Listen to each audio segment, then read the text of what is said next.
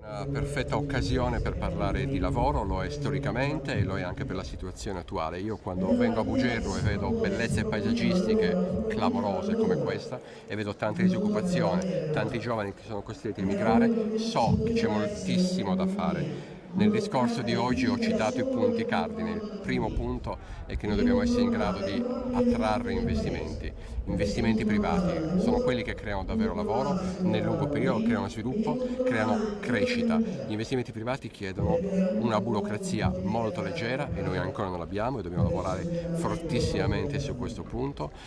Chiedono un ambiente favorevole appunto all'investimento, una pubblica amministrazione che sia capace di dare risposte in tempi rapidi, certi, velocissimi. Questo è il primo impegno che abbiamo preso, l'abbiamo già preso per alcuni investitori internazionali, dobbiamo prenderlo di fronte a chiunque voglia seriamente investire in Sardegna.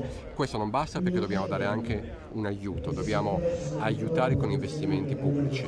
Ho ricordato che abbiamo quasi 180 milioni di soldi fermi per fare cose essenziali per il nostro territorio, per fare le bonifiche. Stiamo facendo vivere i nostri cittadini in condizioni inaccettabili dal punto di vista della salute e abbiamo 180 milioni fermi. Questo è, come dire, l'eredità di un cattivissimo governo che ha governato in Sardegna negli ultimi anni. Noi dobbiamo correre per rimediare a tutti questi gravissimi danni che sono stati fatti. Se mettiamo insieme un ambiente molto più favorevole, capace di attrarre investimenti privati e insieme, se riusciamo a sbloccare, ci riusciremo, moltissime partite di investimenti pubblici essenziali, lo abbiamo fatto per l'edilizia scolastica, lo faremo adesso per le bonifiche, il passaggio della Sardegna dentro questa crisi internazionale sarà molto più leggero, ci sarà da essere molto più fiduciosi.